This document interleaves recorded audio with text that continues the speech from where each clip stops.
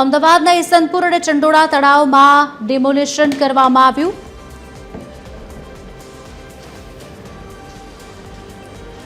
CP GS મલિકે demolition બાદ કામગીરીનું નિરીક્ષણ કર્યું, ત્યારે દબાણ હટાવ્યા બાદની સ્થિતિનું પોલીસ કમિશનરે નિરીક્ષણ કર્યું હોવાના સમાચાર સામે આવી રહ્યા છે। આપને જણાવી દઈએ, 2 દિવસ પહેલા જ ઈસનપુર તળાવમાંથી દબાણો દૂર કરવામાં આવ્યા હતા।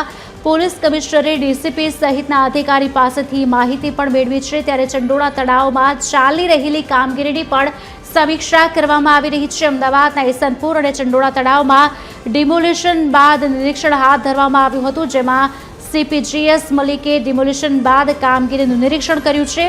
દબાણ હટાવ્યા બાદની સ્થિતિનું પોલીસ કમિશનરે નિરીક્ષણ કર્યું હોવાના સમાચાર સામે આવી રહ્યા છે।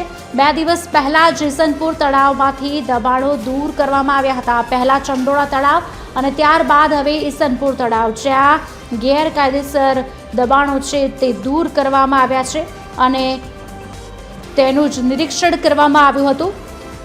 ડિમોલિશન બાદ નિરીક્ષણ હાથ ધરાયું। સીપી જીએસ મલિકે આ કામગીરીનું નિરીક્ષણ કર્યું હતું। દબાણ હટાવ્યા બાદની સ્થિતિનું પોલીસ કમિશનરે નિરીક્ષણ કર્યું। આ અંગે વિગત આપશે સંવાદદાતા ભાવેશ રાજપૂત ફોનલાઈન પર જોડાયા છે। ભાવેશ, શું છે સમગ્ર વિગત?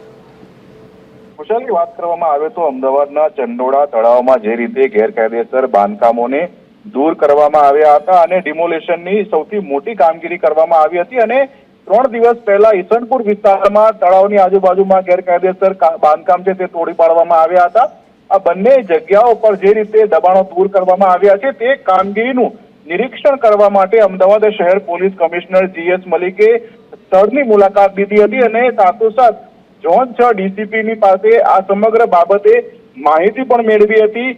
અત્યારે ચંડોળા તળાવમાં ચાલી રહેલી જે કામગીરી છે, કારણ કે ત્યાં દિવાલો કરવામાં આવી રહી છે અને ફરીવાર કોઈ પણ રીતે દબાણ ન થઈ જાય તે બાબતની સ્પષ્ટ સૂચના આપવામાં આવી છે અને પોલીસ કમિશનરે આ બંને જગ્યાઓ બાદ મુલાકાત બાદ અધિકારીઓ સાથેથી વાતચીત કરી અમુક માહિતી પણ એકત્ર કરી છે। જી ભાવેશ, આભાર।